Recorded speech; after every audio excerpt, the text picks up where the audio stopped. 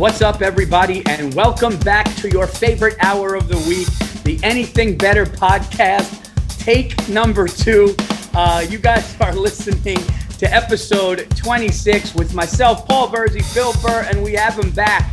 And we so desperately needed him, and we realized what we were missing when we don't have the Greek freak, Andrew Themeles. Guys, this is episode 26, like I said. Yeah, he's meaning we forgot to hit record, and we talked to each other for an hour. Look, so only Homeland Security got to watch it. Hey, let's do the great 26s, Paul, in sports history. Well, look, you know who I say. Not saying because he's a Giant. Saquon Barkley's my favorite 26. That's ridiculous. That is fucking ridiculous. No. I'm ready to walk off this. You know what? The fact that there's been that few great 26s, that this guy, what's he, a year or two in the league? It's not a good-looking number. It's not. It's not a good Kyle Korver. Never heard of the guy. He's been in the league since 2003. Yeah, is number 9. And he's got his hands up like that, and they're showing flames, and there's nobody in the seats. He's like, where the fuck is everybody? One of the greatest 26s of all time. Number 8, Le'Veon Bell, Pittsburgh Steelers. Okay. Lev Bell was... You know, he had a year of great years running, but I got to say. He's still playing, Paul. Three-time Pro Bowler, 2-time first-team All-Pro. What's second team? Does that mean you don't start? No, it just means that you didn't make their, like. You didn't go to Hawaii. You didn't make their first. You're just like, it's almost like an honorable mention team. Number 7, Saquon Barkley. Guy's been in the league. Look, he's got a full head of hair. Still young. What's he got? 3,000 yards rushing lifetime? No, dude. He had 2,000 all-purpose yards, I believe, his first year. The kid's an animal, dude. The kid's unreal. I just said 3,000. I gave the guy next to 1,000. He's already number 7. No, you said in the league total, though. You said the way you said it. Oh, I thought you said Jimmy Fox, who played 21 years in baseball, is number 6. He just beat Saquon Barkley. 26 is a tough one. Who has a rough number? Oh, Darryl Strawberry. I wonder what team he wore 26 with. He was at 26 with the Yankees. He was 18 with the Mets. Yeah, 18's his number. See, they're trying to they're fishing for a 26. Wade Boggs, Boston Red Sox, New York Yankee, had to get a ring. That's how they used to have to do it. You used to have to leave the Red Sox to get a ring. Oh, and then we started dishing out the money and fucking shooting up, and now we got 4, just like the Yankees. We stole your recipe, Paul. Sorry. John Terry. Billy's coming in hot, Andrew. He's coming in hot today. Number 3, he's hugging some other guy on a soccer field. I'll give it to him. I don't know what he's done. 3-time Football League Cup winner for Chelsea. Oh, he's in New York City. He won it for Chelsea. Championship League. Kidding. Rod Woodson. That's a good one. That's a good one. There you go. Wade Boggs, Rod Woodson. I'll give it. And then Adrian Peterson. He's wearing 26. Did he wear 26 on the Vikings? Yes. He did. Okay. Well, there you go. There's a guy making 26 respectable. It's not a good-looking number. I think people that get 26s, it's a kid's birthday. It's the first number that I ever was in sports was I was a defensive back in when I first started playing football. And I said to my mom, what number should I be? I was on the Raiders. And my mom said, you should be 27. So my first number ever was 27, but it looks cool. 7's a cool looking number. 26 just looks, it's a weird looking number, You know what? It's an in-between position number. Is this guy a cornerback? Is he a running back? Because nobody, you know what? There's not been enough great 26s. There has not.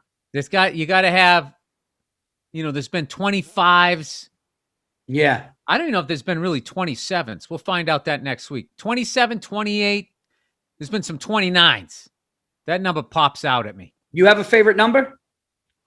When I was a kid, it was always 10.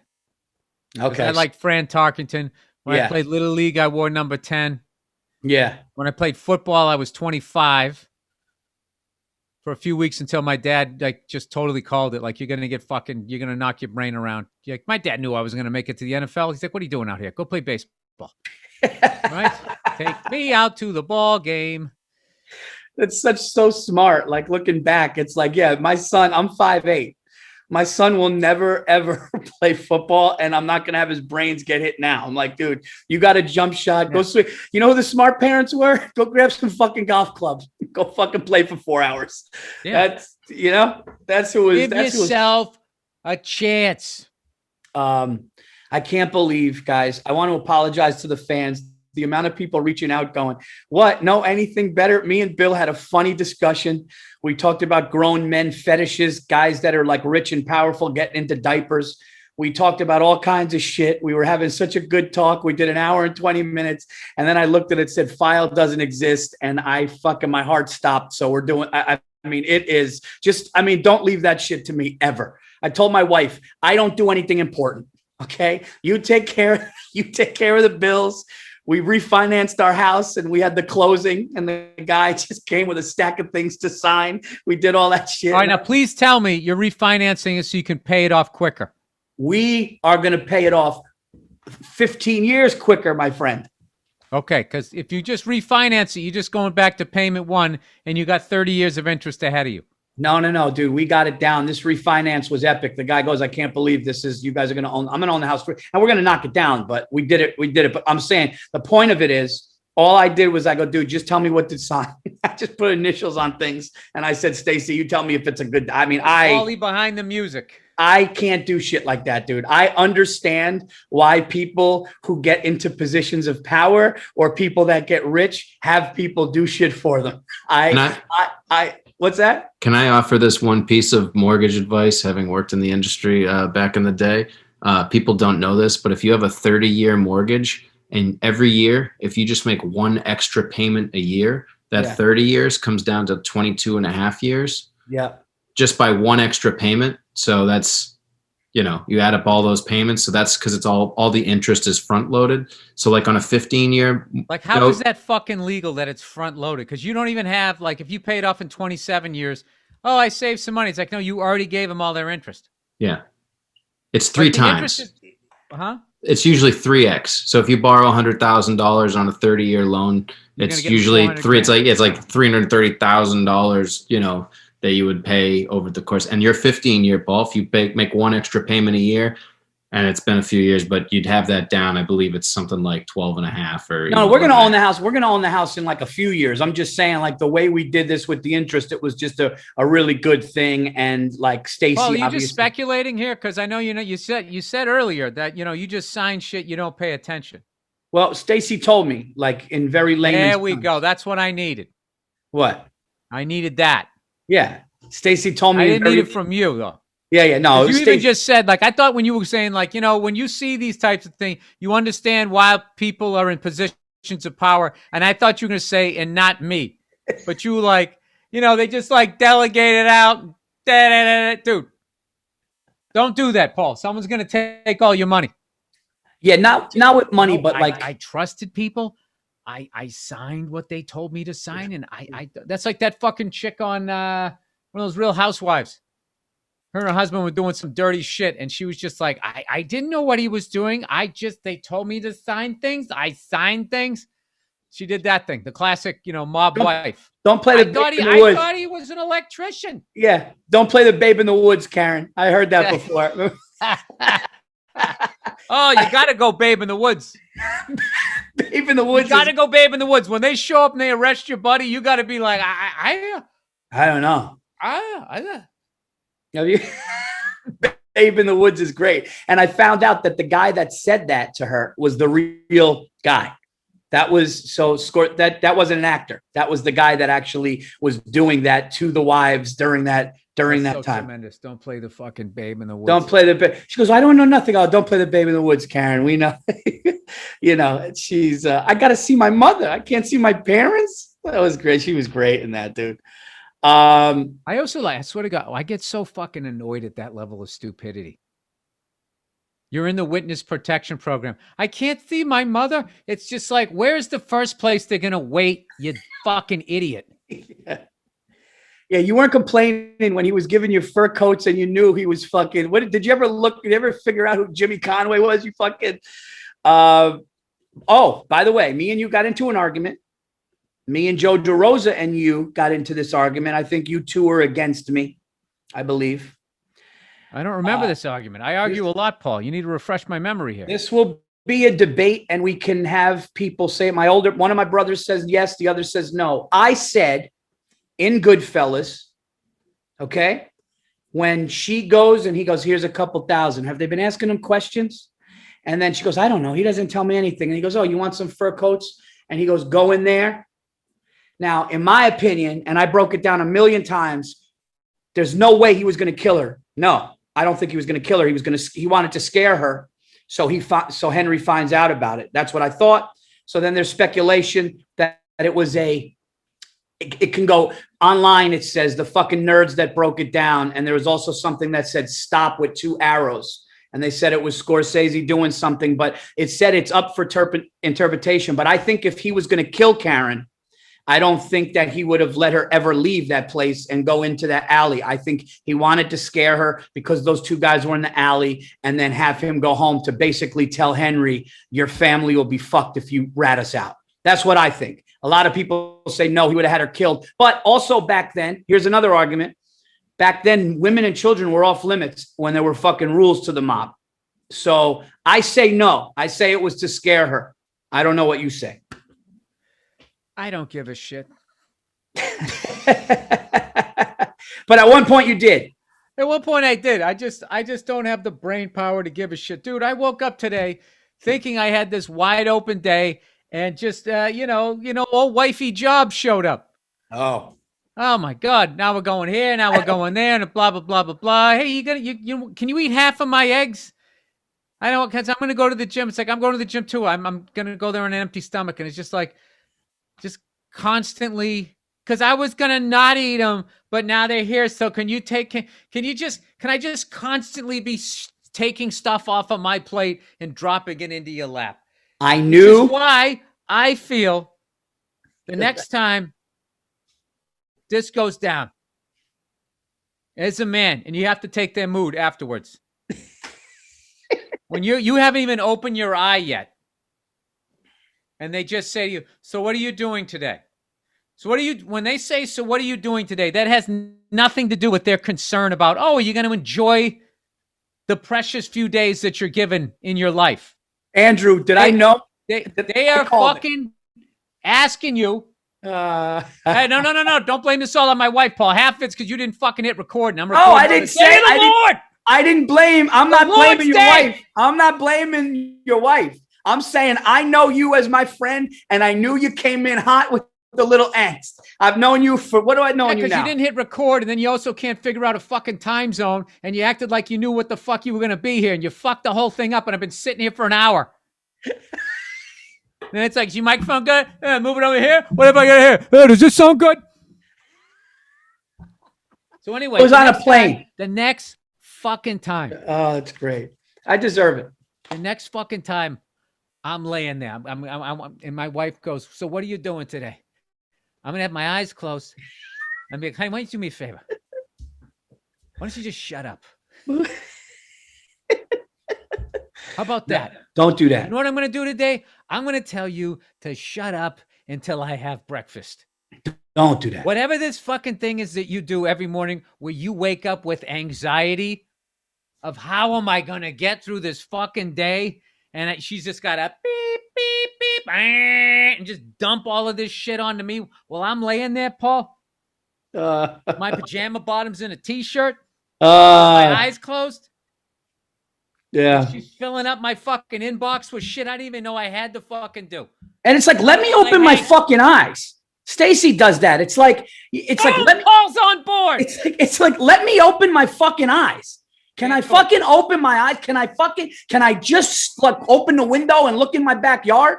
Can I just look outside for a second and fucking put a robe on? I mean, it's like, you know what, dude? She fucking hovers. She hovers. That's what she does. She sits on the edge of the bed and goes, what do you want to do today? And it's like, no, you have a plan that you want to do. I'm sorry. Go ahead. This is how it goes. No, go ahead. One of us is chill. And then the other person says something, and then the other person who was chill ends up getting even more heated. You were fucking chill about 30 seconds ago.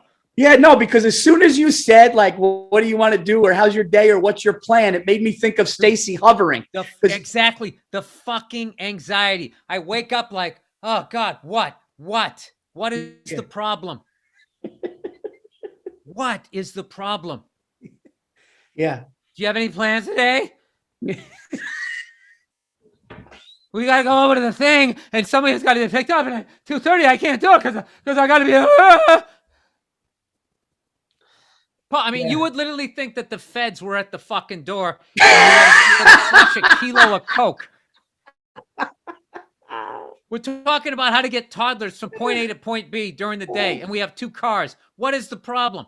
You know, and listen, my wife does it out of the goodness of her heart, but it's so panicked. She'll go, should we have them over? Or should we go out to dinner? What did you want to do for dinner tonight? Should I call your sister? And I'm going like, these are fun things. These are fun things. It's like when you meet a dog, be like, hey, how you doing? Hey, you don't have your voice up there because it makes the dog like, what the fuck? You're supposed to be chill. That's what they do to me. I'm laying there in my little doggy bed, fucking relaxed, and all of a sudden I just get, Dude, do you think I wake up? It's like, is the bedspread on fire? What the fuck are we talking about here? Do you think I think the guy who invented the heavy bag is a fucking genius. Because he probably just went into the. Was it shaped like a woman after 2 kids? God, that's brutal. I think a guy goes, I need to hit something, right? I think he goes, I'm just going to go get sand. I'm going to wrap it in leather and I'm going to just fucking let it all out, dude. Whoever invented the heavy bag, tell me that guy wasn't divorced 3 times. I know, because I got to tell you, hitting a heavy bag is nothing like hitting a human being. It's just fucking standing there. It's not fighting back. I guess. What do you think? You just go, her mother, just pouring sweat. All right, kid, dude. But in defense of my wife, though, who I do love to death or whatever, and my thing is, you know what it really is I need to learn how to fucking cope with that energy. No, but they also need. What I'm gonna do? I'm gonna get some snacks, just like you do with the dog. When a dog gets fucking crazy, you just go, ooh, you want to eat? Bill, there's no coping with trying to wait. Gummy bear? It's a green one. Dude. Favorite. Who's going to get through their day? Who's going to get through their day? No, but dude, I actually flipped out because, I love my neighbors, okay? But they've been redoing their house and they hired one old guy to do it. There's one guy working on it. He looks like fucking old man of the sea, and he's bringing like one piece of lumber in every time. Dude, they redid their driveway. It took like a fucking year. I thought the guy was going to die. He's like so fucking old, and he's out there digging this thing up. It's like hot out and shit. Yeah. So I saw him like a month ago, and the guy was just going like, it's last you're going to see me. I'm live my dream up in fucking Mascatuska. Starting my own. He had a fucking little Coke machine in the back of his truck. Right? Yeah. Well, dude, fucking yesterday, out of nowhere, his truck is back and there's a giant RV parked out front. I think he's living in there. I don't know what the people got him doing now, but this fucking poor bastard should get a medal. Oh, speaking of medals. He's fucking like, I swear to God, Paul, the guy's like in his 60s. He's doing this backbreaking work by himself. He's like fucking slogging concrete around this fucking driveway. Guys like that might love it, though. He might want to do it. My stepfather's like that. He's 62. Is there anything worse than a broken down Winnebago parked out in front of your fucking house and you have no idea how long it's going to be there? That's like fucking Cousin Eddie from Vacation. I know. Are they cooking meth out there? What are we doing? The shitter was full. I'm a fucking RV guy. Yeah. I love RVs. And I love an old fucked up looking one. But like, I don't give a fuck that it's out there. I love my neighbors. God bless them. They're fixing up the house. But it's like, can you give the guy some help? Yeah. Okay? You know me. I don't like the old shit. Fucking concrete. Okay. And it's not going to end well. Listen, you had me with RV and I get you, but not old RV. You know me. I'm not going into old shit. If I'm buying an RV, it's going to be fucking 2022, fully fucking loaded. Okay. All right, let me hear your dream tour bus, Paul. What do Okay. you got? Okay. Bathroom, white marble, and a bathroom is white marble with a shower and Okay, hand now done you're down tiles. to half a mile a gallon. That's a ton of weight to this bitch. Oh, dude, it I want a would be. limestone floor Oh, dude. with solid gold fixtures. Yeah, I would have soft leather recliners for the couches where you can. What color's the leather, Paul? Oh, come on, Bill. I should name my special white leather. White like leather. that. Yeah, white leather.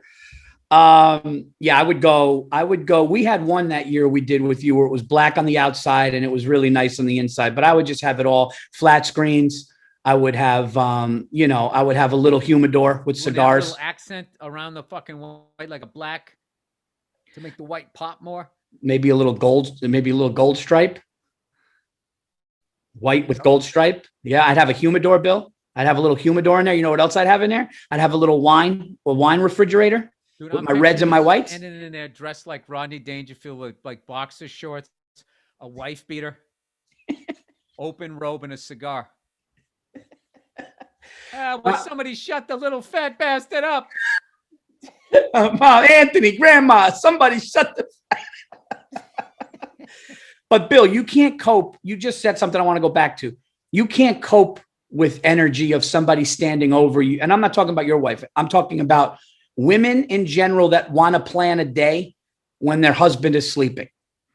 You can't, there's no feeling of sleeping and waking up. I'm trying to think of a fucking world where I can ask her while she's still sleeping, just beginning to wake up. What are you doing today? Okay. Because, I gotta play drums for an hour and, I'm going to go fucking, I don't know, go smoke a cigar and I got to make sure there's an ashtray. Yeah. Yeah. I think when somebody sleeps, dude, it's off limits. It's off limits. Let's talk after breakfast. Shut up is too bad. Maybe I should just lay with my eyes closed and be like, will you stop talking, please? How's that? How about, yeah. Will you stop talking, please? Will you stop talking, please? Or how about this one? How about this one? This is a good one. Ready? I'll close my eyes for this one. I'll get into character. Ready? Ready? Got to ready? Okay. Not now. Not now. I like that one. Right? Because not now is like, listen, we'll talk later. Not now. I'm resting. Not now. Hey. Zip it.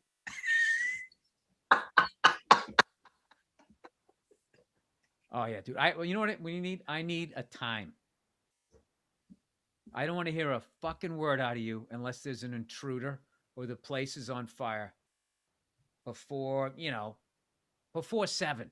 We've got 2 little ones who get up. Oof, before 7 is, that's like definite for me. Dude, my son is so fucking strong. I just bought him some wife beaters. A little tank top, whatever the fuck he's supposed to call him now. That's great. The kid is jacked. Oh, dude.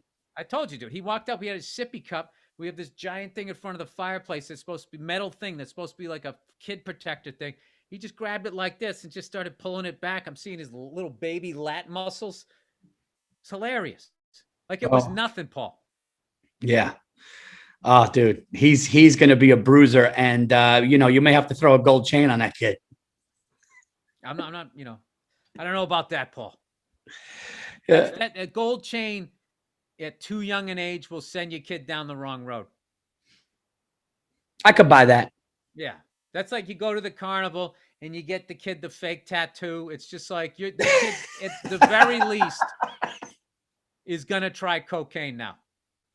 Yeah, I'm not saying if they don't, they won't, but you can't give them the dirtbag starter kit. Yeah, the cigarettes that were gum, that blue smoke. Yep, fake earring, all that punk shit. Yeah, they gravitate towards it. Then you blame your wife. That's how it works. But you can't be the guy that's setting them up for that stuff. All right, Bill. I tell you, Paul, for a guy with a shaped beard, a gold chain, and a gold watch, you turned out all right. Yeah, but I had my problems. Something was watching over me. I was arrested. Yeah. I was an animal. I was talking about that to the people that drove me to the hotel. We were just talking about how a lot of people just open up. Children. Yeah. And I was just going like, I got all of that shit out young. I started drinking in bars at 16.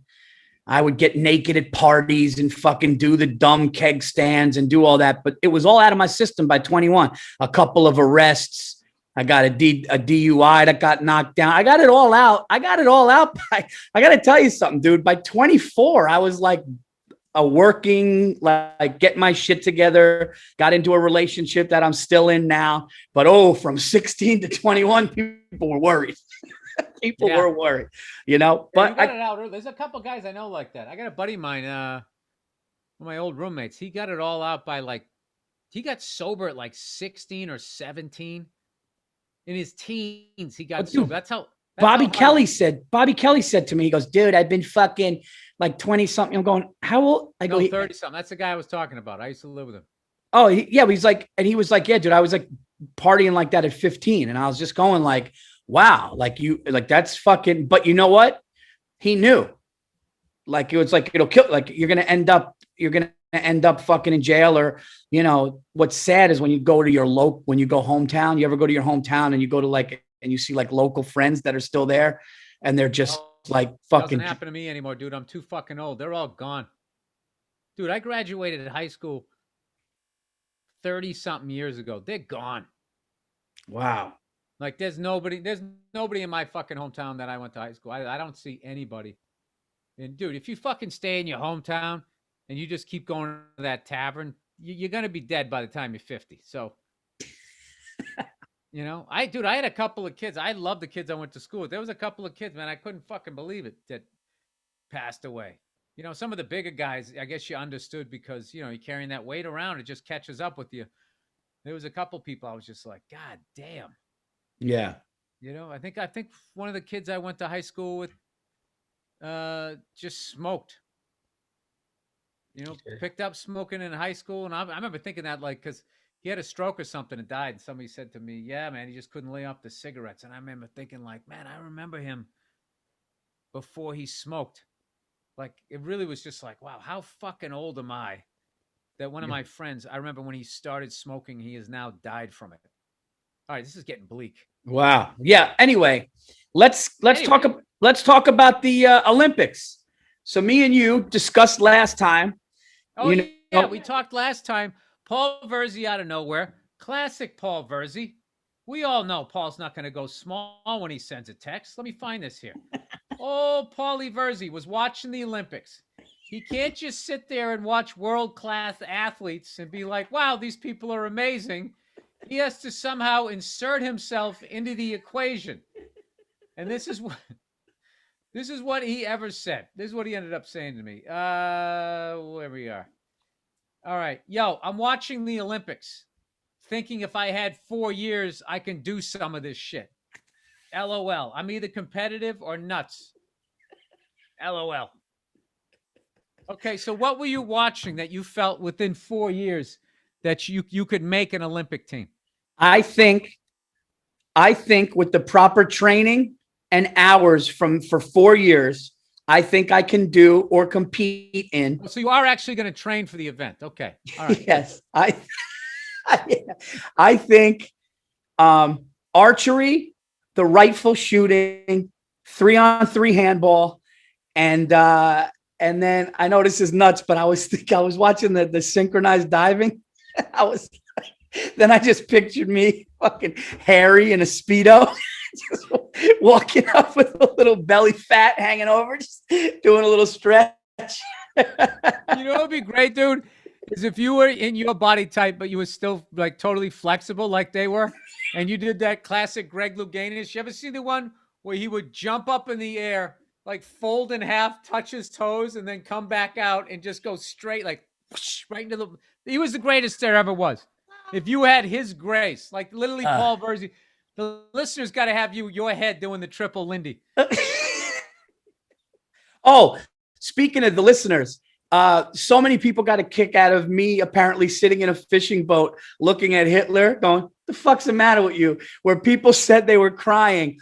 If anybody wants to animate that, people were like, you got to get an animation of you and Hitler fishing. It's silent for a few seconds. And then I just lean over and go, fuck's the matter with you? But and speaking of the listeners, guys, thank you so much. We always want to say on the show, thank you for listening. The show's growing. Please rate, review anything better. Is there anything better than anything better? The amount of people reaching out pissed off that they almost missed this week. Thank you guys so much. Keep rating the show. Yep. All right, everyone. Advertising time. It's Green Chef. You know something? Green Chef lets you choose from a wide array of easy-to-follow recipes, perfect for keto, paleo, and plant-powered diets, or even if you just want to eat in a more balanced way. Green Chef's expert chefs design flavorful recipes that go way beyond ordinary for a diverse array of meal plans and plenty of options to choose from each week. Okay, Paul, this isn't just salt and pepper. All right? They're breaking out the cumin. They're breaking out the turmeric. Make leading a healthier lifestyle easier than ever with satisfying home-cooked dinners with the options that work around your lifestyle, not the other way around. Everything is hand-picked. I always picture migrant workers. Featuring organic veggies and high-quality proteins delivered to your door, pre-measured and mostly prepared in insulated packaging. Green Chef is the most sustainable meal kit, offering 100% of its direct carbon emissions and plastic packaging. Offsetting, 100% of its direct carbon emissions and plastic packaging in every box. So you can feel great about what you're eating and how it got to your table. Thought starters. What is your favorite Green Chef recipe? Oh, I love the fucking spinach smoothie. Who did you cook with? You know what? Me and the voices in my head. How is the Green Chef help you save time? Well, you know, they give me a little baggie of ingredients. I just throw it on the protein and then I sizzle it up. How is Green Chef's offering fit perfectly with your diet or lifestyle?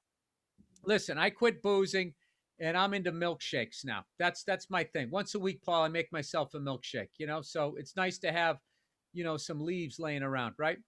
What do you love most about Green Chef? Well, they sponsor the podcast, which allows me to buy Green Chef. Go to greenchef.com/better100 and use the code better100 to get $100 off and free, including free shipping, Paul. That's greenchef.com/better, all capitals, 100, BETTER 100, and use code better100 to get $100 off and free shipping. Green Chef, the #1 meal kit for eating well, to help me not be a tub of shit. That sounded like the end of a real commercial. Dude, I swear to God, man, I put on so much friggin' weight during this thing. I hate myself. All right, everybody. It's grabbing handfuls of it right now. I know I look good up here, dude. I've been doing the cardio because you lose it here first. But down here, dude, I'm telling you, I got a nice fucking Philly cheesesteak. Yeah. Couple of handfuls, Paul. Handfuls of lard. Well, speaking of that, Bill, when you feel like a piece of shit, you know what? You could talk to somebody. Speaking of talking to somebody, we got Talkspace, everybody. The world is racing to get back to normal and start meeting up in person again. Hey, I don't know. Give it a month, okay? Half the people are vaccinated. Let's go out and all go breathe on each other. But after the year we've all had, getting back and feeling normal takes time. If you're feeling overwhelmed by it all, okay, I am. You're not alone. It's important to find. Are they going to give me permission to cry? Because I will. It's just the first 3 weeks of this. It was fine. You know, I could catch up with my kids. And now it's just like, I don't have a sense of purpose anymore. Sorry. It's important to find the support you need to face those feelings and move forward. Okay. We all talk to our friends when we're experiencing issues, but they don't always give the advice we need. Oh, I got a couple of buttes that I don't talk to anymore. Getting unbiased feedback and advice from a licensed professional can be refreshing and actually rewarding. We all need help sometimes, and asking for support when you need it is actually a sign of strength. Whether you're a parent, student, millennial, or just somebody having a hard day, Talkspace can provide the support, help you feel better with a single message. Talkspace offers individuals and couples therapy in addition to, hey, me and my wife could use a couple. Oh, me and Stacy. Anyway, the women shy away from couples therapy.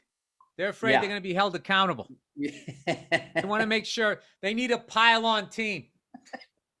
I would just be staring at her as they said, maybe it's your issue, Stacy. I'd be like, huh? It'd be a bad car ride. In addition to the medication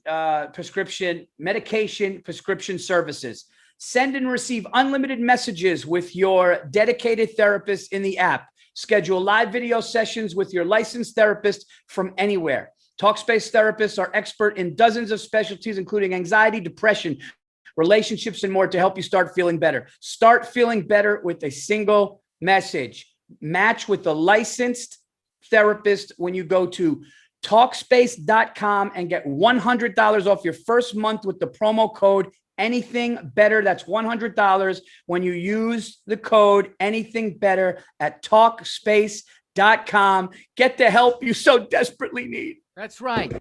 Figure out why you're messed up so you'll stop, making everybody else miserable. That's what I'm doing. Bill had a good idea. Give a shout out. Yeah.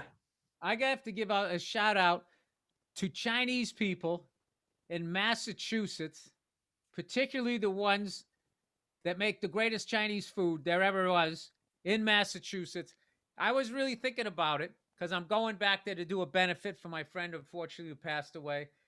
And we're going to order Chinese food because it is such a part of the Boston comedy scene. If it wasn't for Chinese restaurants in Massachusetts, I would not have a stand-up career. Literally the first comedy club that there ever was the Ding Ho, back room of a Chinese restaurant. I used to work the Akuakus in fucking Arlington, in Worcester, Mass. What was another one I worked? The Kowloon. It was just Chinese food restaurants and stand-up comedy. Somehow, early on, had a handshake deal in the late 70s.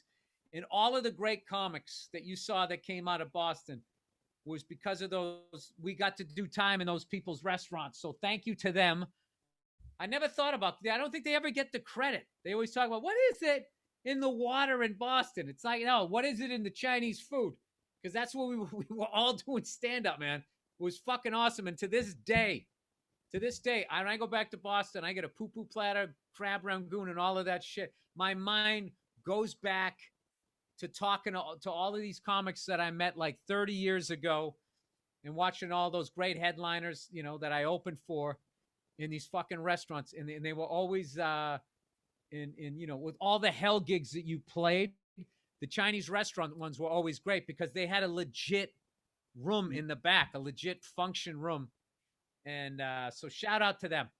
Yeah, I did the Kowloon for like a benefit for someone. I drove out there and my brother, I think, came out to it or something. And I did that back room, which was fantastic. And then we sat at that restaurant, which was huge. And we just ordered everything. And it was incredible.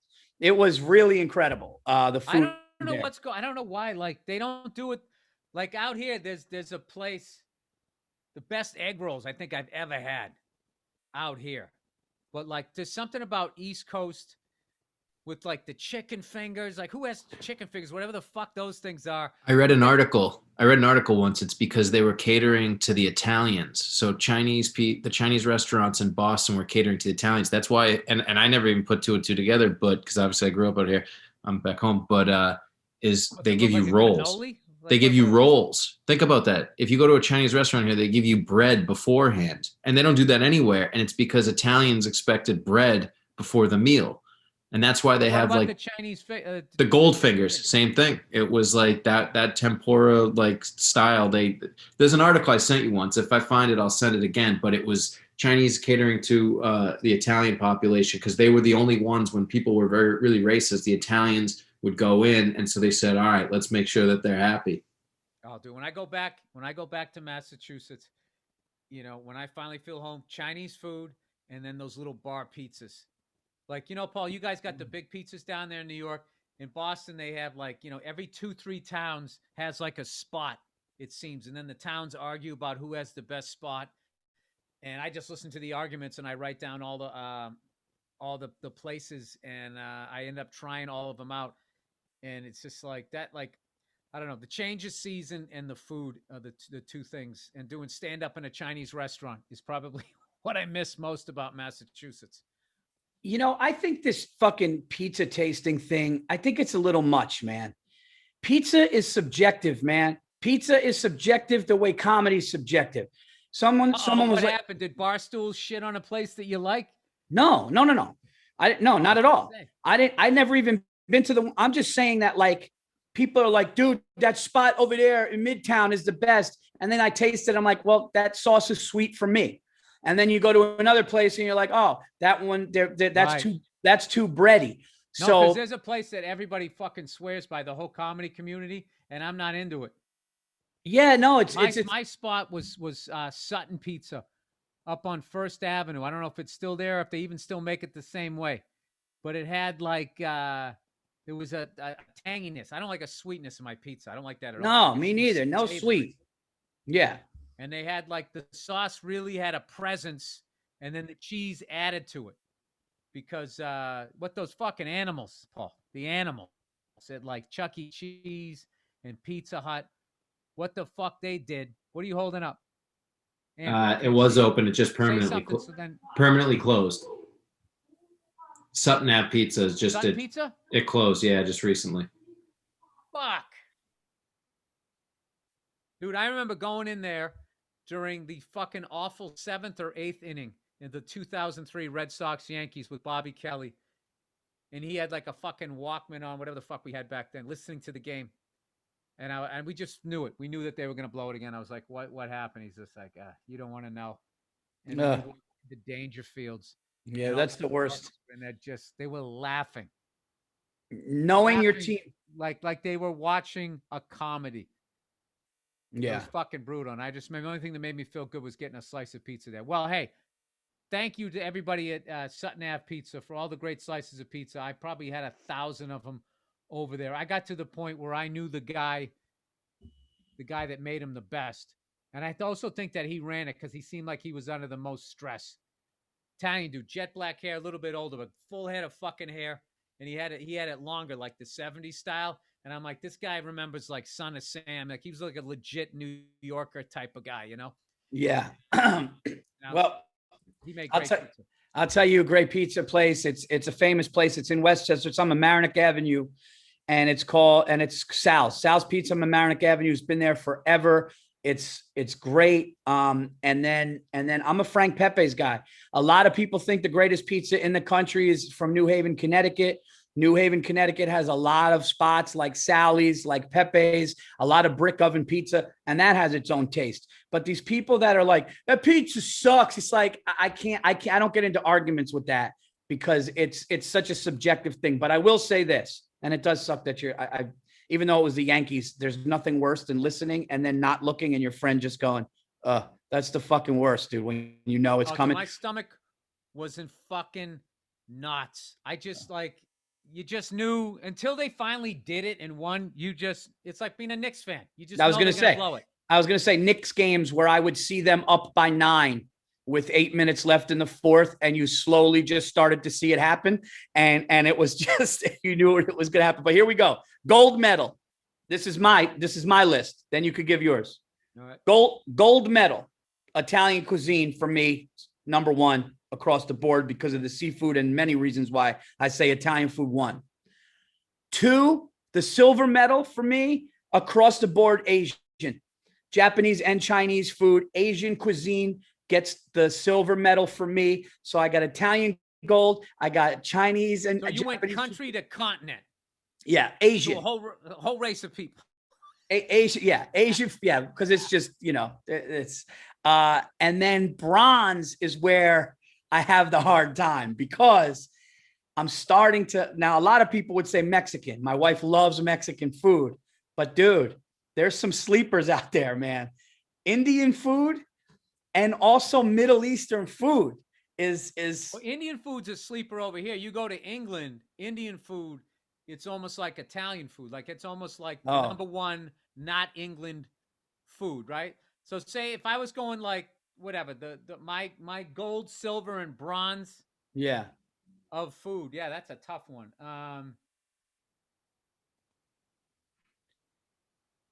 Shit, dude. I mean, I don't even know. Italian, French.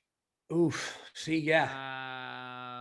And then I gotta go. I gotta tell you something right now. Easy. Salvadorian food. I just had a pupusa. Changed my fucking life. Yeah. Salvador, I got to take you. I don't know if they got a good Salvadorian food scene out there in New York. You come out here. There's a 2 spots I found out here. Insane. Yeah. And what about insane? What about that restaurant in Manhattan that's open real late? You may know it, that Hungarian one. It's open all night. They got the beet soup. They got a I love all of that shit. Oh, dude. The beet soup is insane. Dude, the beet. Yeah, they really, you can't really go top 3, and then like obviously. Mexican food, not what Taco Bell. I can't understand, with all this fucking, woke culture and all this bullshit that's going out there, that someone hasn't come out and addressed what Taco Bell has done to Mexican cuisine. I mean, it's like incestuous. They have like a burrito, fucking a taco that's coming back at a torta with a Dorito. Wrap it all. It's literally like Nazi doctors took a cuisine. They just started sewing people's heads together and shit. Like they're just fucking lunatics. That's what they're doing with the food. I just literally watched Taco Bell commercials. Like, what in the fuck are they? They're just completely out of ideas. It's like they're writing the same song over and over again. Yeah. Well, like a Hummel. They're like turning that whole cuisine into like a Hummel. Yeah. I guess a burrito, by the way, I learned on my podcast, was a total white guy order.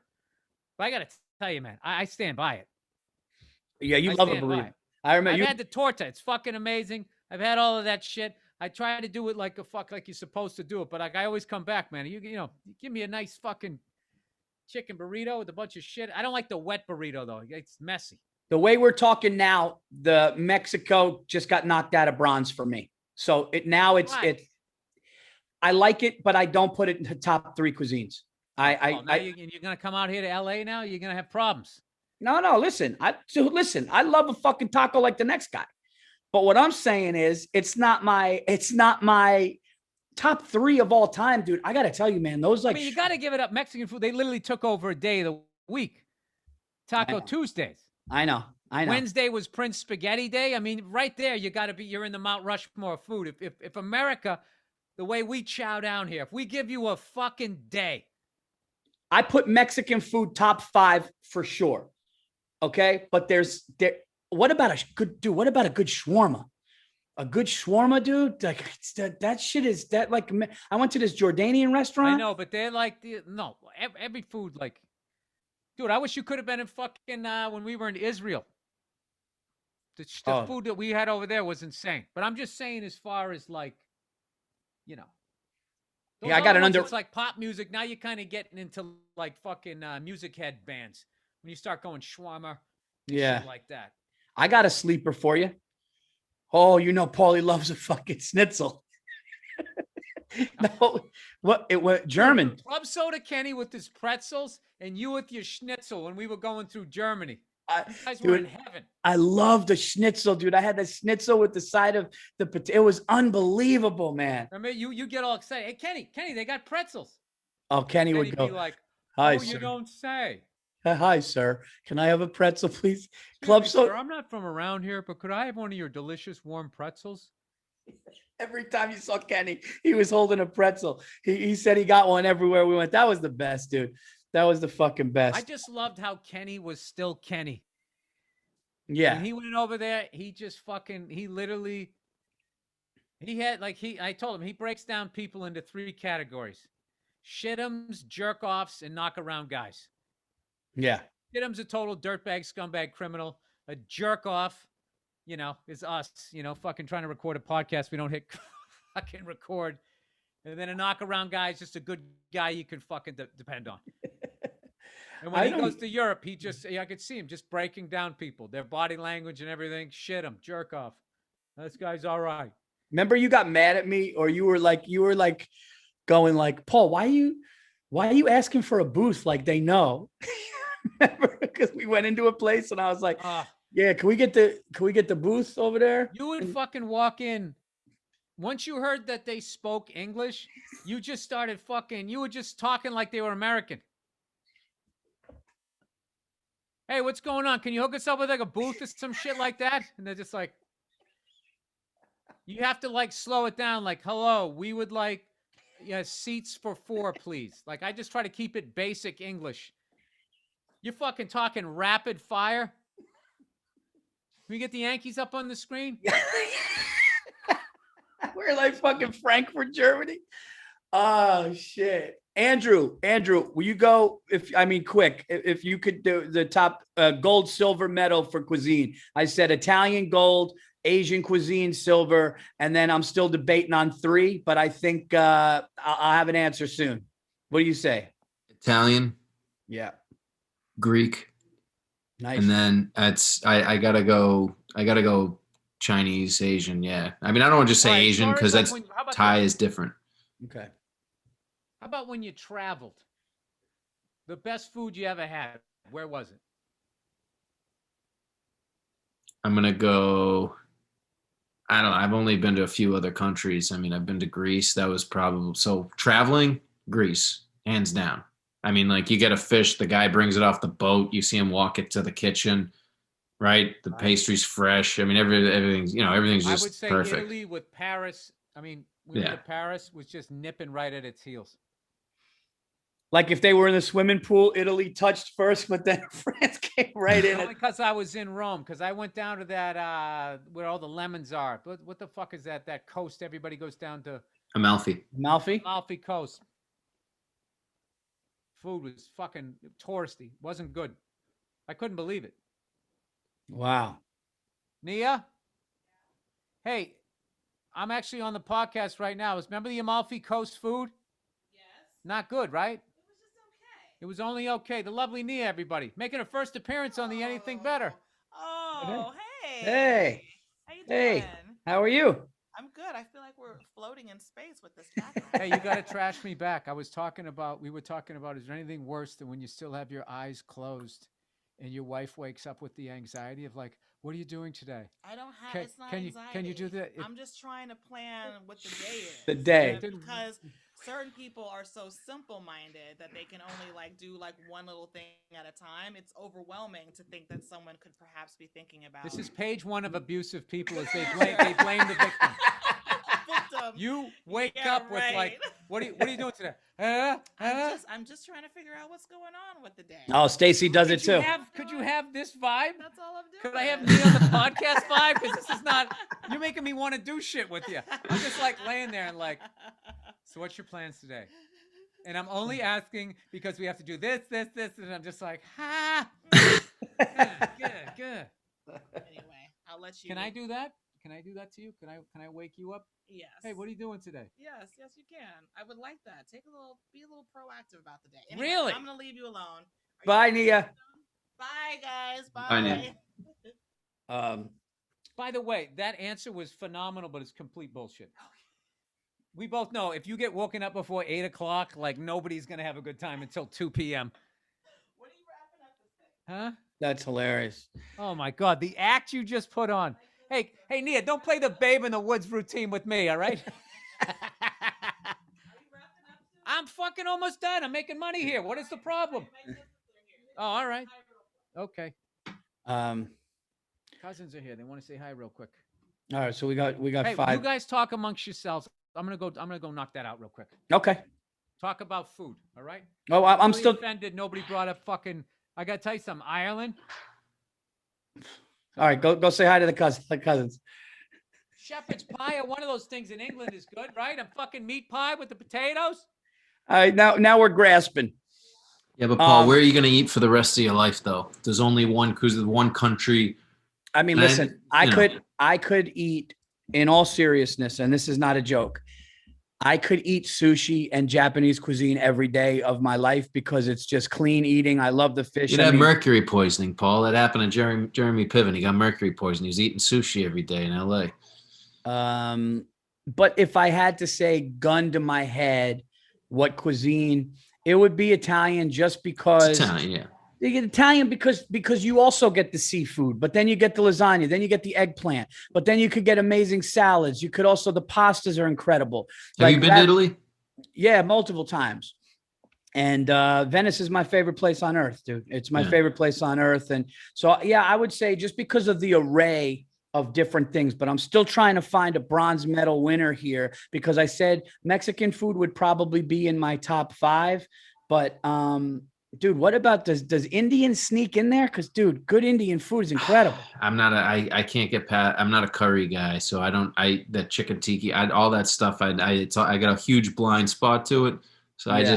I can't even grade it. But if we're gonna go regions, because the burrito is Mexican. It's just northern part of Mexico, right? So it's not that it's not authentic, as Bill was saying before, because I looked it up. But I would say if you're gonna go regions, it's like Mediterranean, and then I would go that way. You could lump in Italy and Greece, and then I would go Asian food, and then I would probably go Mexican. I would probably do that. But yeah, I mean, look, I think we know that Chinese and Japanese food and the Asian cuisine is definitely top three. I think we all know that Italian food is Jordan, number one. I think that the third one is obviously up for discussion. I mean, listen, dude, we are forgetting like American food where like a good burger is, yeah, I mean? absolutely. Like, like a good burger and chicken wings and shit. Like, so, but here's the other thing, dude. Oh, Americana. We're leaving out brisket and barbecue. Yeah. Like I'm saying, like there's American cuisine that people forget where like I'm in Austin and I'm going to have a little night tonight. I'm going to get some mac and cheese. Okay. But hey, you know what I'm getting fucking tired of, right? Is on the Food Network. My wife was watching some channel. You know those shows where it's just like the people don't know how to cook, so they just start slamming a bunch of shit together? yeah. You know, they're like, you are not putting ice cream on that fried chicken. Oh my God. I watched a guy, he had a cheeseburger of like what do they call it at the carnival? The little like the doughy thing that you fucking eat. Funnel cake or cake. He had a fried dough cheeseburger. Yeah. It was a cheeseburger with a funnel cake with powdered sugar, and then we put pulled pork on top of it and like cheese. And they're doing okay, so you got the savory of the hamburger, and then you got the sweetness thing, but then you bring it back again. It's just like you're just taking a bunch of things that are good by themselves. It's like they're creating a super group. Right. That's what my brother did when he was drunk and high at 1 a.m. Like it's stupid. It's stupid. Oh, we're gonna fry donuts and make the donuts with the bun of the burger. And I'm like you though. When you said before, Bill, I agree with 100%. I don't fuck with sweet with my dinner.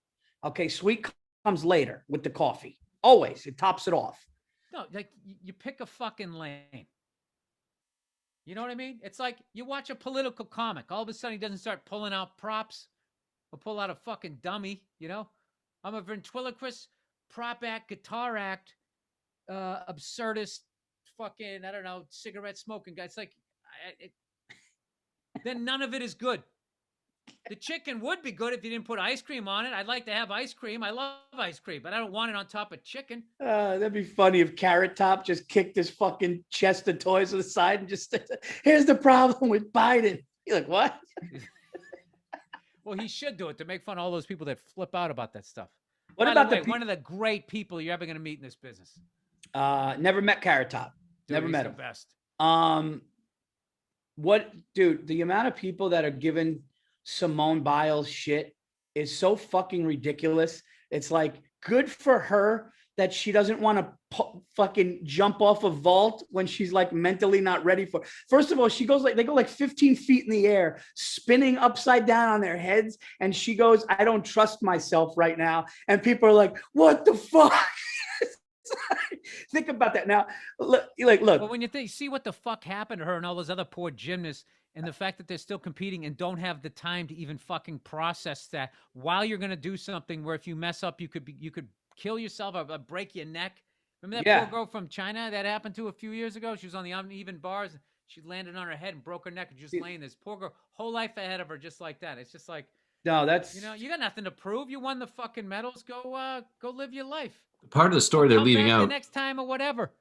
Yeah. The part of the story they're leaving out a lot of places is that she's prescription Ritalin that she's been on her whole life. And in Japan, I guess, because, and I'm lifting this from Rogan, was because in Japan, they have a sensitivity to all those because of back in kamikaze, all the amphetamines, like all that stuff. So she's not allowed to take her medication there. So she's basically been told she had to go cold turkey off something that she takes all the time. So if this was the Berlin Olympics, she would have been fine. But Yeah, and they said that it's causing God her. knows you can take whatever drug you want in Germany. No, but she has vertigo too. So when she's in the air, she's not knowing. She didn't know like which flip she was in, or like, and it's just, and then, you know, at first it was easy. I could have been a dick. Well, you're wearing goat flip flops. Don't talk that shit, not compete. It's like, no, that's ridiculous, dude. The girl knows her body. She knows what she's doing. Good for her. And I love how these fat fucks that are watching it on TV, watching it, you know, on their TV screen, holding a Bud Light, going, what did she quit on her team? It's like, No, it's really the media, dude, because they were banking, they were going to make so much money off of her. So then they had to just keep gassing the story up because they're sitting there like, oh no, the star of the show just left. What do we do? It's like a fucking rain delay for them. What are they going to talk about now? But here's the thing for me, Paul, underrated or not even, is there anything better? yeah. Is there anything better than retiring? Oh, Is no. there anything better than walking away when people still want to see more? And then you just disappear, hang out on your back porch, crack open a couple of cold ones, and let people talk about what you did. I got to tell you something. I love that. I think it's great when athletes know that they lost a step and they don't want to fucking be that guy or that woman that used to be dominant and now is starting to get past. I think it's amazing. And even in comedy, as great as it is, you know, seeing somebody old and being like helped up, it's like at some point, it's like sit in a chair, smoke a stick, pet your dog's head, and reflect on what you did and fucking walk away and enjoy the new guys. That's I got one for you, dude. The 3 greatest retirements I've seen. Marvin Hagler. Yep. Barry Sanders. Yep. Johnny Carson. Yeah, I would also say, I did like that when Kobe Bryant was 38 and his legs did change. I like that he just was like, I'm not going to be that guy. I'm not going to go to another team. So I thought he had a decent one too. I'll tell you a bad one. Brett Favre going to the Jets, going to Minnesota. The last memory of him just laying there on the carpet. It was almost like a spatula trying to get the fucking burnt egg up. I used to do a bit about it. I thought I got left behind. You know, when Jesus comes back and there's just a pile of clothes where your friend was? That's what Brett Favre looked like on that fucking field. That was a bad one. But a bad one can become so fucking crazy that it actually becomes a good one. Like Ricky Henderson, that he like went all the way down to playing with the Newark Bears and he just kept playing. Or Jaromir Jagr. The guy just keeps playing. He keeps putting the puck in the net, though. He doesn't put it in like 50 a year, like 60 a year, the way he used to. But no, Bartnick said he was still doing it in Russia. I think he's like playing in Russia as like a 50-something-year-old. It's unreal. I think he's almost 50. I just love the whole idea of it's just like when the press gets on you, it's just like, guys, I play professional sports for money. They're still giving me money to play professional sports. Why would I leave? I get both sides. I think you do one or the other. They either drag you out kicking or screaming, or you leave with like you're retiring, but you could still be one of the best guys in the league. Then you got Tom Brady, Paul. Tom Brady, who inexplicably continues to perform at this level, Paul. I can't fucking. He may get another one in Tampa this year. Oh, I hope so. Years ago, somebody wrote into the podcast, Monday Morning Podcast, and they were trashing all the old rock stars and like Paul McCartney for putting out another album. And I think he had just been on SNL. And Bill, your reply was how ridiculous that was because you're like, this guy's been doing his whole life and he's still doing it at a top level. It's just like, how do you tell somebody to stop doing what they love?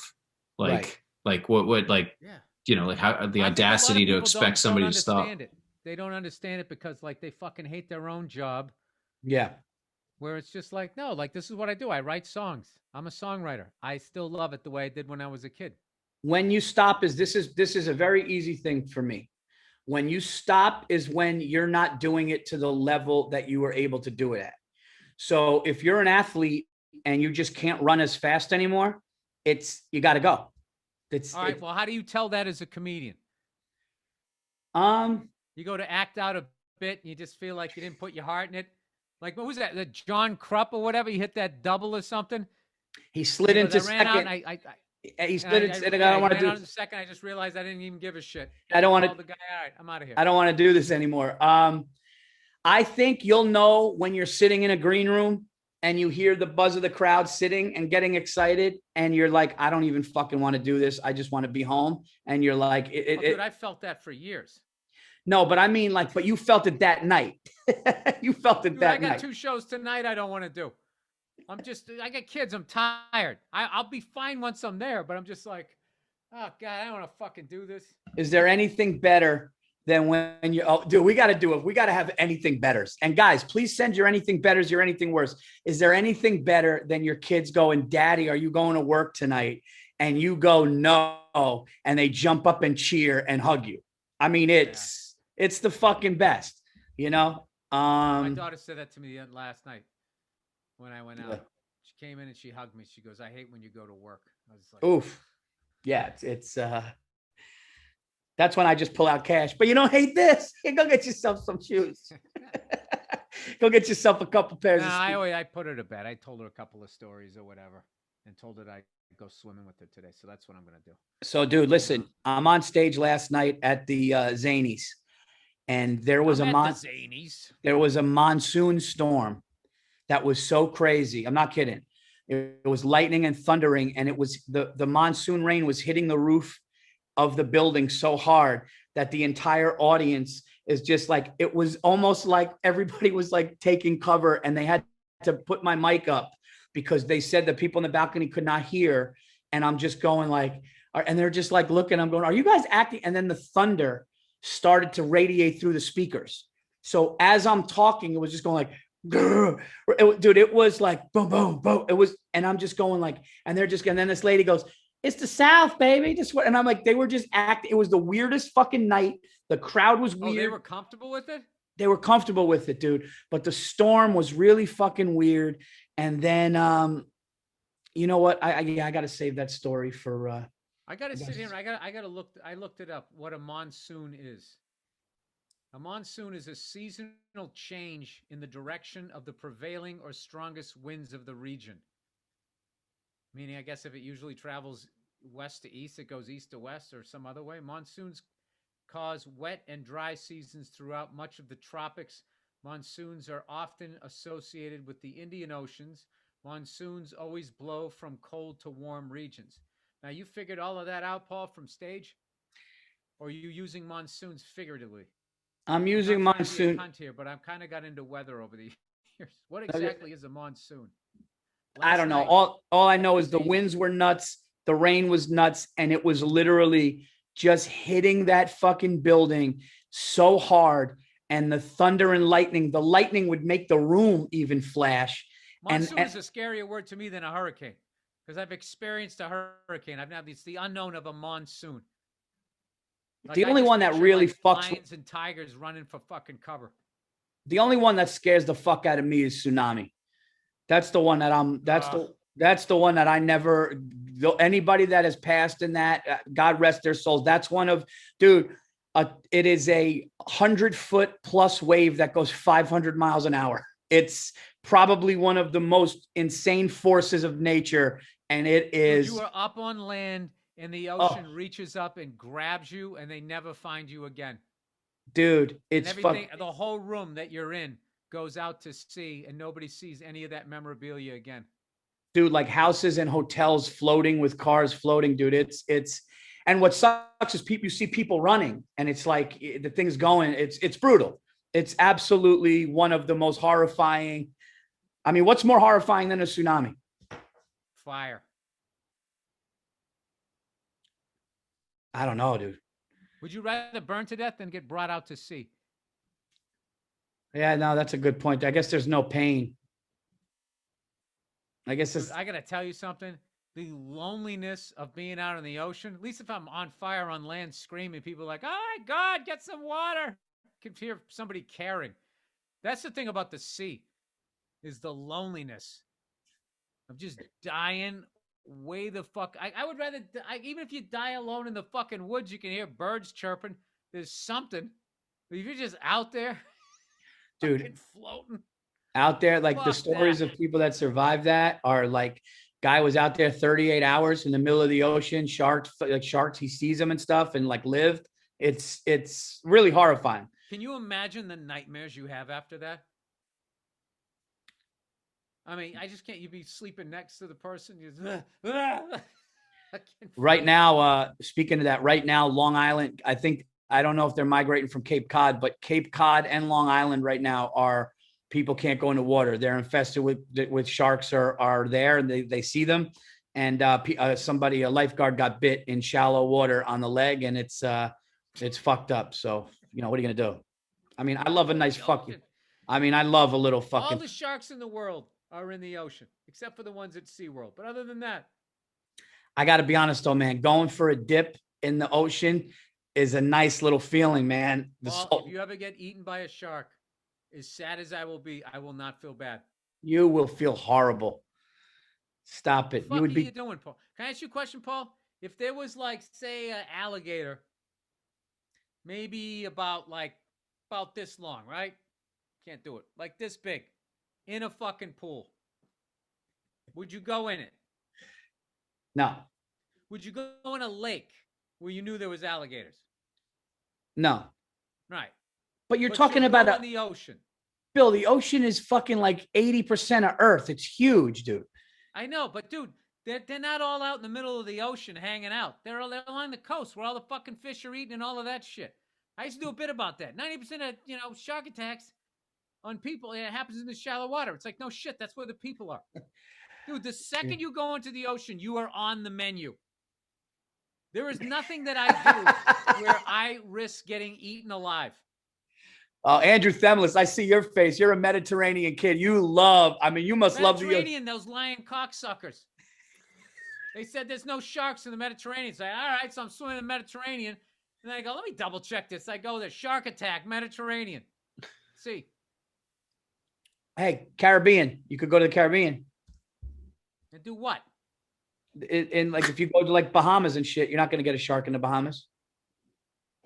See, Paul, this is why you're a comedian. No, you're not going to get like great whites aren't in like that area. Like you'll see Well, like. It doesn't take a great white. How about a tiger? How about a hammerhead? How about a bull shark? Yeah, like those. A nest shark. A sand shark will fuck you up, I guess. But dude, I'm scared of the great whites, man. The great white is what scares me. Great white is where it's at. One bite and you're dead. Those other little bastards all fucking nipping at you and shit. And you're like, Great white. Dude, what about that? White, that's like, oh my God, Mike Tyson's going to punch me. I'm not going to feel it. I'm dead. Dude, that girl got her arm bitten off and then went back surfing. Tiger shark. Was that a tiger shark? Yeah. Dude, you understand those things are like 15, 18 feet fucking long? Do you understand how long that is, Paul? What's the real difference between a great white and a tiger like a shark? 59 Cadillac just coming up to you and biting your fucking arm off. And then you got, I'll tell you, I'm going right back out there again. She's a hero. Dude, how funny would it be watching Burr at the beach? 5 minutes, you go, all right, man, I'm hot. Let's go. You are not a beach dude at all. At all. I like going to the beach during the winter. Yeah. When it's cold out, and I get to see the waves, and I see a seal.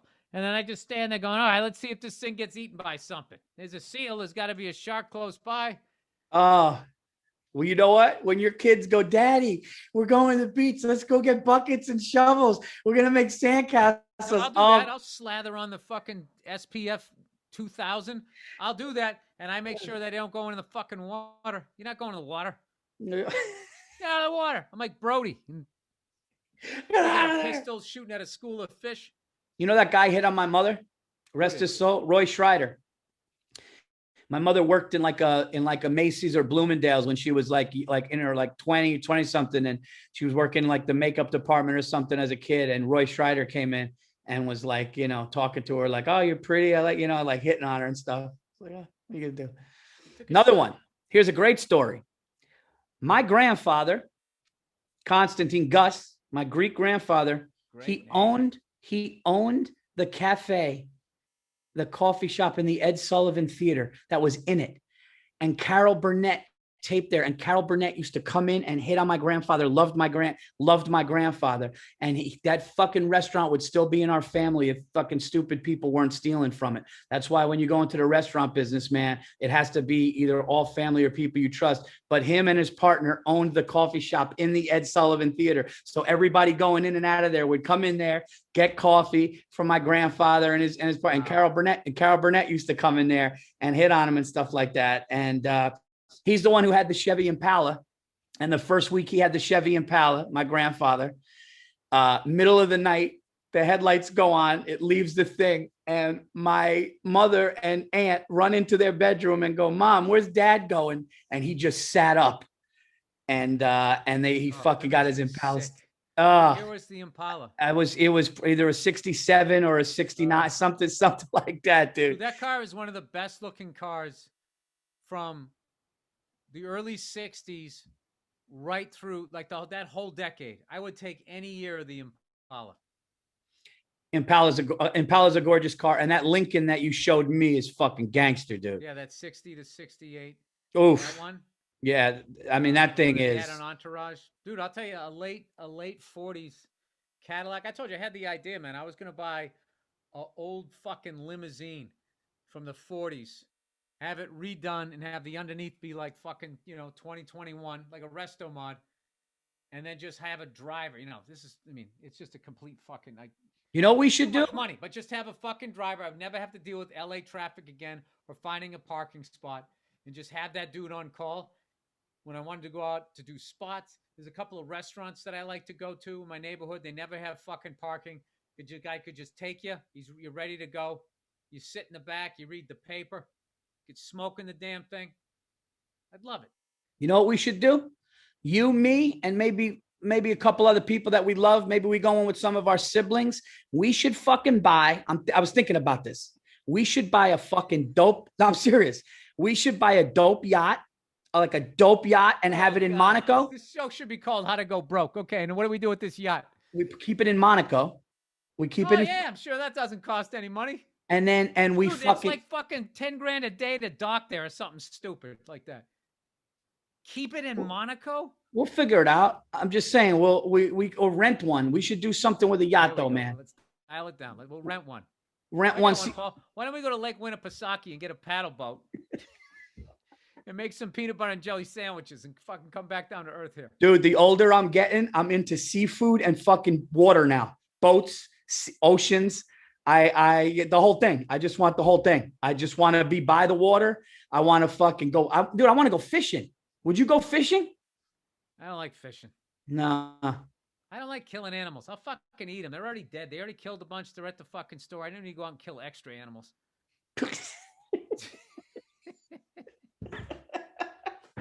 Well,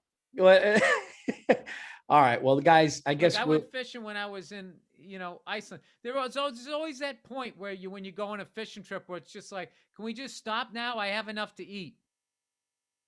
Yeah. We go Native American here and just take what we need rather than just trying to fucking outdo us, do each other. Who had the biggest one? Who gives a fuck? This is gonna be the freshest fish you ever ate. I remember I went bow fishing in fucking New Orleans. I ended up shooting an alligator gar, which looks like a fucking platypus fucked an alligator. Thing is vicious looking. What did you do with it? You ate it? No, I shot through the back, and I thought we were gonna be eating them, and they fucking threw the thing back. Shot? And I was like right through its back, and they were like, "Nah, it'll be fine." It's like its whole intestines are there. So then I read up on the thing. It'll be fine. So I read up on the thing, and I found out despite the way it looks, it's a really shy fish and all that. And I just felt fucking horrible. It's like when you shot that bird with the BB gun. I don't have it in me, dude. Like the level hungry that I would have to be to go out and kill an animal. Like I eat animals. I'm a hypocrite. But you're talking two different things here. Because I shot a blue jay with my pellet gun and I started crying. And I never fucking touched an animal again. Okay. So I agree with that. But fishing is different because you can let the fish back if you do it for sport. If you just go out there and have a couple. Why would you do that, Paul? You want somebody to yank you into the ocean by a hook, take it out, and throw you back on the land? What's the rest of your day looking like, Paul? I mean, it's alive. It's alive. You're not. I didn't kill it. Alive. You know what I mean? You just put a little hoop fucking ring in there, and now you got a little edge to you. He goes swimming in the fucking. He cleans out. It's fine. No. You don't know anything about fish, okay? You don't know anything about fish, and you're fucking making the excuses because you're a guy who got a certain means. You're starting to sell tickets. Okay, so what if I eat? So what if I eat the fish? Is that okay? Yeah, that's what I've been saying. Like I'll fish enough for I mean, how many do you need? You don't eat a whole fish when you have a fucking fish fillet. Right. I catch one fish, I'm done. All right, hey, I got lunch. You sit there coming home with a whole bag, trying to get approval from whoever I'm living with. Oh, look at all the fish I got. Can't eat all of that. How big do you think the freezer is? You know what's I just fucking throw them out. What's fucked up is the Bassmasters when they do it on ESPN and he wins. He goes, oh, he was screaming in the fish's face. He was going, oh, because he like won the whole thing. The fish is just flopping around. The fish is just flopping around. It's fucking nuts. You know what it is? You got to step back from it and just really look at what you're doing. Well, listen, we will wrap this up now because it is Sunday. I want to apologize for the late release of this. I'm going to still look and see if I can find the other one, but it's my fault. Well, I got to tell you something, dude. The oceans are so goddamn fished out right now. The fact that you're going in there, like the level that you're on the menu, like you moved up from appetizer. Like you're like, what are they on the Italian menu? You have the secondary. You're like a pasta at this point. Oh, Pasta Paul going in there. Hammerheads looking him out. Look at that guy. Hasn't been going to the gym. He's a little marbled. I'll take a bite out of that. See what happens. What? He's fine. He's alive. Go back up to the beach. I just wanted to taste. No, I want to get a cooler of beers, a cooler of drinks, sandwiches, go on a boat, go out like 4 hours and just fucking go chill out, go deep sea fishing, see if we could get something like bring it back like a salmon or tuna that we could cut up, freeze and eat over time. Be a lot of fun. 4 hours out. Fuck that. Hammered, it'd be fun. Hammered? That's a great thing to do, Paul. Leave the sight of land and get shit-faced on a boat. What could happen? There's no examples of that. I'll fucking put a life vest on and I'll be floating around hammered until somebody comes to save me. I remember somebody went on a fucking cruise and it was one of the lower rent ones. So the captain actually talked to you. He goes, I'm going to let you guys know something right here and now. If you fall overboard, we have had a 0.0 success rate of rescuing somebody, day or night. Dude, when you fall overboard in one of those boats, the amount of time it takes them to slow down, the first thing they do is they take a life preserver, they throw it out one side, they throw it on the other. It's got like it lights up. And then they go over the horizon. Okay? And then they come back and they drive through the middle of it. They cut the engine. Then they got to call out for you, dumbass. That's horrifying. Fucking horrifying. And not to mention the water is like fucking 45, 50 degrees. And I sailed from Venice, Italy to New York.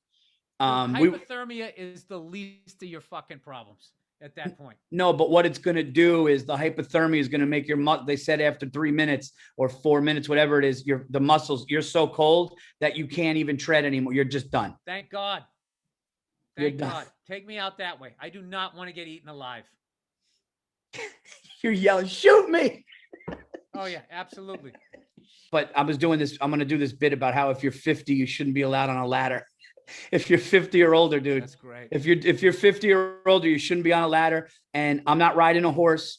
And I got to tell you something, dude. I lost my nerve for a lot of things. I lost my nerve for roller coasters. I lost my nerve for like any kind of like super heights or any. Dude, the roller coasters are for young people with nice necks, nice fucking, Yeah. Everything's fucking where it should be. Yeah. Like I don't need to get into a 4-car accident just for fun. You know what I mean? No. Do you ever go on the Cyclone in Coney Island? No, maybe a long time. I felt like I got jumped. There was no padding left in the seat. Yeah. Yeah, Those- I felt like I played like tackle football. I got off the fucking thing. I was like, my fucking. No, neck. those old wooden ones are fucking really not good. I was in a couple car wrecks. I have bulging disc in my neck. I had a herniated disc. My neck is all fucked up. I got a tear. I'm fucked up, but I'm not. Dude. This is shit for young people. Running, carnival rides. Like, if you look at the old people, no, the old people are not going on rides. We're just wandering around the park, eating fucking the food. Yeah. Trying to win a stuffed animal. All the young people are getting on this shit. Is there anything better than embracing age and being smart about it? Right? Nothing. Nothing. Is there anything better than knowing you're the old guy and leaving the young people alone to have their fucking fun? And start asking them what bands they're listening to. Nothing. Nothing. Is there anything better than saying, you guys go ahead. I'll be here waiting. Yeah, have fun. Go have fun. I'll tell you a good one, though. I told you this. I texted you this. Here's a great anything better. I took a shower. I get out of the shower, a fresh pair of socks straight out of the pack into a brand new pair of kicks. Dude, it was fucking unbelievable. No other clothes? No, straight buck. It was just a buck Paulie in his fucking AF1s. All right. I guys, thank you so much. I'm sorry that this one was late, episode 26. Please check out Anything Better, all the episodes, subscribe, rate, all that stuff. Check out the Virzi Effect podcast. Thank you for the people that jumped onto the Virzi Effect podcast. Check out the Monday Morning podcast. This weekend, I will be in Omaha, Nebraska at the Funny Bone, August 6th and 7th. And then where else? Then where else? Then you could check me out at Wise Guys Comedy Club in Salt Lake City, Utah, September 3rd and 4th. I have a bunch of dates in between there. Might be slipping my mind right now. Guys, tickets to the Wilbur Theater are being sold right now. I'm doing the Wilbur Theater October 22nd. Please buy those tickets. And I am shooting my second special this September 18th, Levity Live, directed by Pete Davidson, produced by All Things Comedy. We're running it back. I'm excited. September 18th, Saturday night, 2 shows, get tickets, and there's a ton more dates on paulvirzi.com. I'm taking a nap. Coming up. No, I got the Wilbur Theater, August 11th. Doing the Wayne Previty memorial / stand-up reunion of my generation of comics from Boston. And then I got Foxwoods. I got a bunch of other shit that I mentioned. I haven't added any more dates since the last time people watched this. It's all up on BillBurr.com. If you click on the tour dates, please come out to see me. And that's it. Paul, call me after this. And it's sold out because you are fucking coming there with a vengeance. No, it's because I'm a cis white male and all the doors just open for me. That's what it is, Paul. Don't be toxic on here. It has nothing to do with your decades of hard work, Bill. Nothing. All Hollywood right, guys. Wait for a bald orange man that fell off the ugly truck. The fucking. We will. This will be out real soon. Thank you guys so much. Till next time, we are out of here.